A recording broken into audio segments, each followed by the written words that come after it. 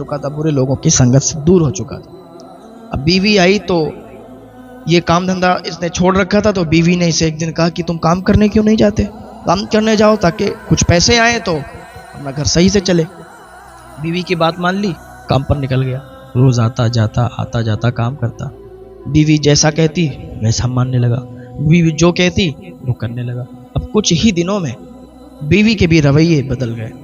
बीवी का रवैया ऐसा बदला कि माँ को इसने खाना देने से भी इनकार कर दिया। बोला मैं नहीं दूंगी, तुम्हें अगर अच्छा लगता है तो तुम अपनी माँ को खाना दो। थोड़े दिन तो बहुत ज़्यादा, जब शादी हुई नए नए थे तो बहुत ज़्यादा माँ की खिदमत की।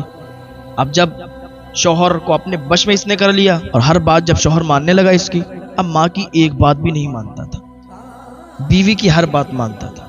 बीवी ने माँ को खाना देना छोड़ दिया और छोटी छोटी बातों पर शौहर से शिकायत करने लगी कि देखो तुम्हारी माँ ने आज मुझे ऐसा किया, तुम्हारी माँ ने ऐसा कहा, तुम्हारी माँ नहीं चाहती कि मैं इस घर में रहूं, तुम्हारी माँ नहीं चाहती कि हम दोनों की बने, हम दोनों एक साथ में रहें, यहाँ रहें। माँ तुम्हारी ताने मारती है, तुम्हारी माँ ऐसे करती है वैसा करती है।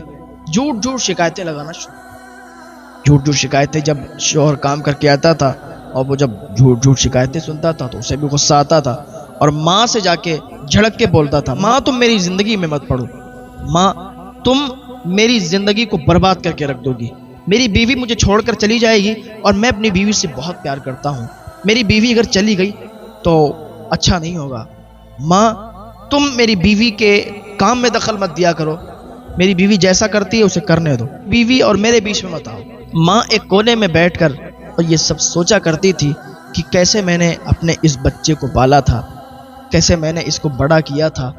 जब ये छोटा था मैंने किस तरीके से डॉक्टर के पास दवा ला के, जब ये डॉक्टर ने जवाब दिया था कि ये मर जाएगा, तो मैंने किस तरीके से उसकी सेवा की थी। और मैं लगी रही और मैंने डॉक्टर के पास ले जाके और कहा था कि मेरे बच्चे को बचा लो, चाहे तो मेरे खून का कतरा निकाल लो, चाहे तो मेरी जान चली जाए, लेकिन मेरा बच्चा बचना चाहिए, मेरा बच्चा।